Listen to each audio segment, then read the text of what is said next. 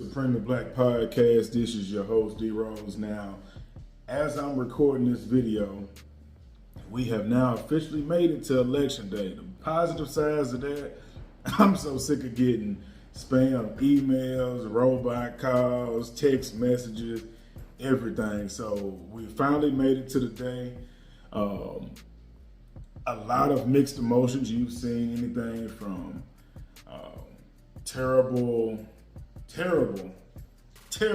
presidential debates. I'm just gonna keep it real. That's just my thoughts on it. People acting a fool at the polls, warnings and everything going out about protecting your safety, voter suppression in some areas, people saying that there are like hate groups outside of certain areas trying to keep people from going in to vote. Honestly, every 4 years you get these type of stories, you get a lot of little different things that come out. You really just, a person like myself, I've never voted, just due to my own personal reasons. A lot of different stuff that just played into that. Me just growing up and seeing what was going on, it wasn't really just, not that you felt that your vote wasn't important, but it really just something that mattered. One side of my family is Jehovah's Witness, so they don't vote at all. They don't really do anything in regards to this. So if you're aware of how Jehovah's Witnesses go about living, then you know that they don't vote. But every 4 years we get this rise of either we know that there's going to be a change in society for 4 years, right? But you get all of the people involved. I've seen posts on social media. If you voted for Trump, then I ain't got nothing to do with you. If you voting for Kamala, I have nothing to do with you. And it just, to me, amazes me of how people will allow every 4 years to be able to divide you from what's right or wrong. How I look at this is that I look at it bigger than the candidates, because I don't think any of them have any importance over God that comes first in my life, and then it comes my family. Now, I'm not saying it in a way that it should deter your vote or say that you shouldn't vote. I just think that what I've seen just over the years, and what made me want to register to vote, is that you can see that there's a lot of different things that are put into place on a local level that impacts your daily life. Now, from a global perspective, you're just looking at it from the president's side.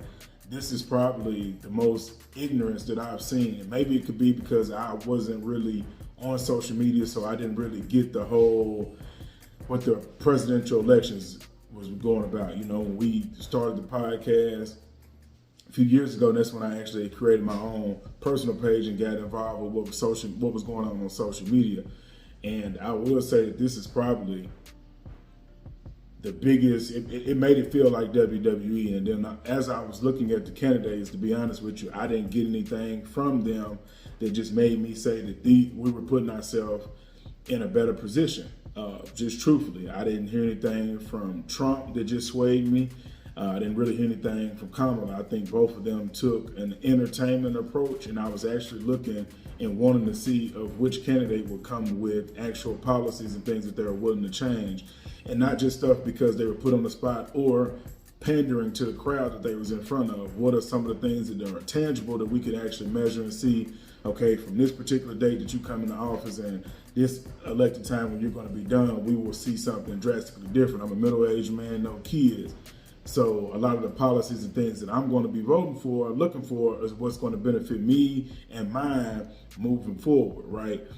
I didn't really hear a lot of that. I heard, you know how Trump's take is going to be. And then honestly, I seen how Kamala, she led into it with that. To me, it was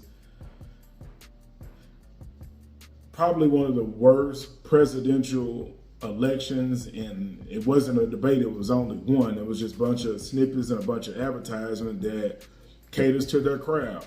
I truthfully was hoping that we would get something from the candidates like I had mentioned earlier, but to me, I didn't get anything. Now, still planning to vote.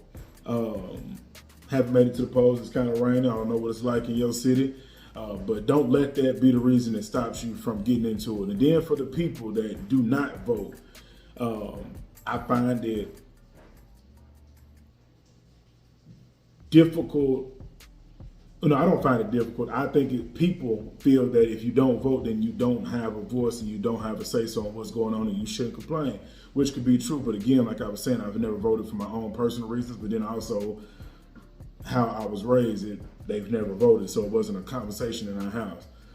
But I say all that to say this, is that I truthfully hope that when you went to the polls, whether you're black, white, Puerto Rican, Asian, purple, blue, yep, it don't matter. Whatever you consider, I hope that when you place your vote, or if you didn't vote, that you thought it through of like, what does that look like in the next 2 years? What does this look like next year? What does this look like in the next 4 years? How does this impact me and my family on a daily basis? But more importantly is, if you went to the polls, and not to make this churchy, but just to being honest with you, was God at the forefront of what your decision is going to be about? The policies that you voted for, do they align best? And I hope that it's not because you see Donald Trump and he's an old white man and he has the same skin complexion as you, and that makes you comfortable and you feel that black people are going to be voting for Kamala because she's black. I truthfully hope that if and when you vote, and if you didn't vote, that those are the things that were thought through, because honestly, the entire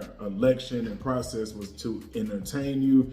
It wasn't to inform you of anything. And I've seen bad from both sides, just looking at it from a non-biased perspective, because I don't have any allegiance to Democratic Party or the Republican Party. I think there's good and evil on both sides.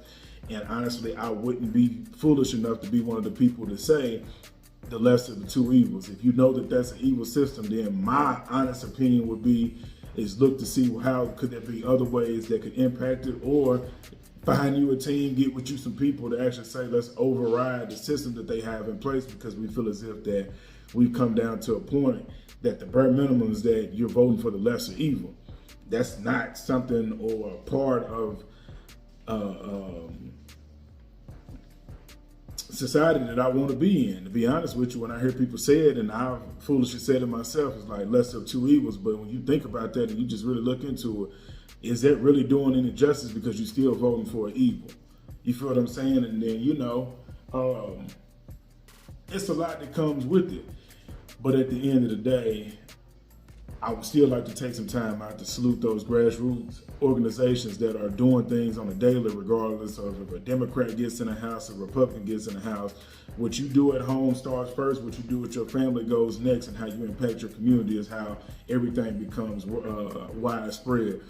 Just waiting every 2 years to vote locally and every 4 years from a global perspective is not the best answer. And this is coming from somebody, like I said, I've never voted, but I have worked and do work within the community. And I understand that those things that are important is that's the most important thing, is what you're actually doing in your community. You can go to a kid and probably now see, okay, and talk to them, okay, this is what the presidential candidates are.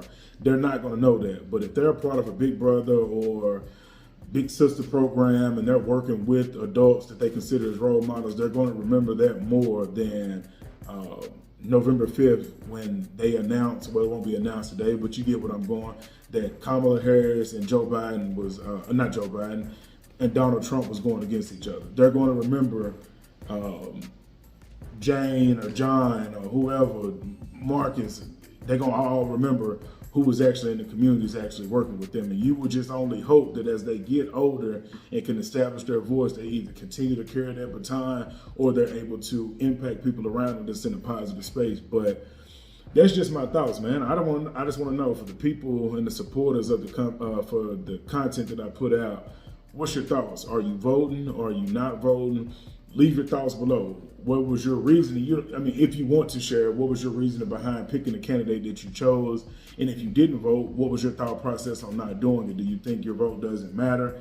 Do you just think that you don't want to be in a place to where you're voting for the lesser evils? Or just ultimately you are focused on considering yourself a sovereign citizen and not needing to vote for somebody to give you your own mental? Some people do think that way. I know a few of them, a handful of them, they've never voted, and that was their reason, is that they don't need anyone to govern how they think. They just need to be able to make an impact and leave something back for them and their family. It's all respect. Let me know what you think. As always, long live CC. I'm out.